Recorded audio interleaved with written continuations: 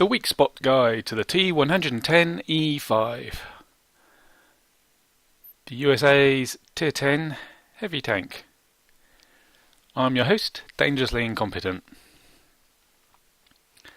Now this tank is one of the lighter, faster heavy tanks, and the reason that is it hasn't got so much armour as the rest of them.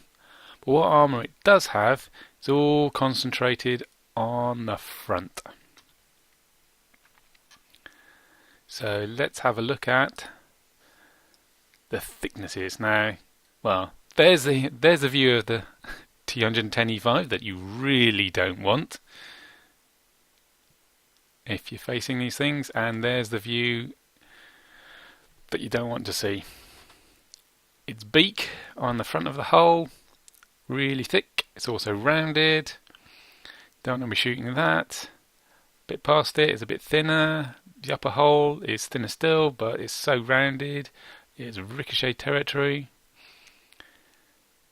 Lower hull is also rounded, fairly thick for a lower hull, but it does have this thinner plate here, which is about the most perpendicular part you're going to get. And I think Wargaming put that in just so that it had a weak spot at the front.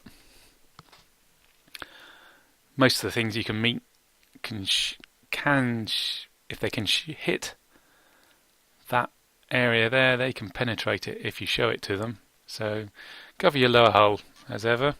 Turret, the front of it is just thick all round, super thick underneath the space part of the mantlet. In the gappy part of the gun mantlet, it's still pretty thick and it's also rounded. So getting a shot in there, well, good luck. Well, good luck in hitting it for a start, and then good luck in getting through. Unless you're something horrendous like an E100. Few patches ago, this was buffed up, something chronic. And before, it was the weak spot that you aimed for. It was totally vulnerable, the first thing you see on the tank, and it had very weak armour, but it's been buffed. And now it's pretty tough, and it's pretty rounded. So it's not so much of a weak spot. If you can't see the lower hull when you're shooting at the front of this tank, then it's the cupola, though good luck there. Or it's that little gappy bit in the gun mantlet, where there's the gap in the armour behind the gun mantlet. But if he's wiggling his turret around, good luck in hitting any of those. You're much better off spending your time getting to his side armour. This is where it all falls apart for the T110E5. 44mm of armour, though it's angled for 54. Whoop-de-doo.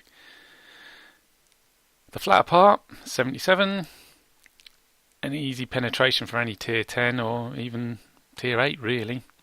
And then the rear half of the turret is pretty good, but is well penetrable, and the coupler is even weaker. So if you can only see the turret and the side of the turret, get the coupler. Otherwise, if you can see the hull, shoot it in the side of the hull. And that's what you spend all your time in this tank trying to do, trying to show them the frontal armour and hide that side armour, because it doesn't take much of an angle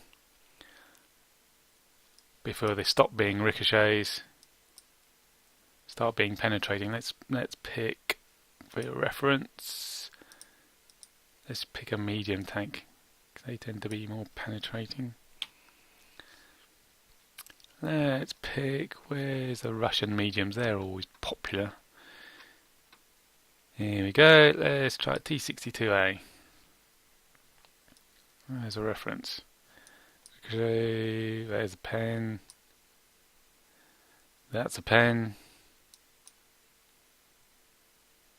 So anything more than that angle, and it's good night, sweetheart, for the T110E5 driver. Shoot him in the rear. Well, anywhere you please. It's all really weak. The artillery view.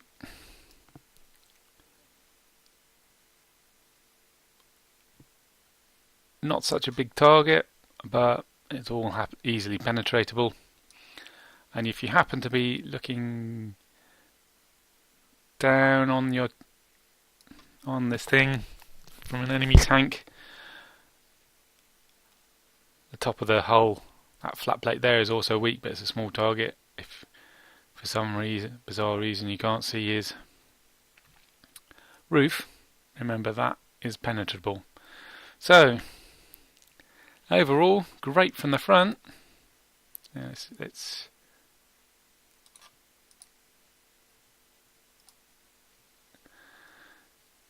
there we go.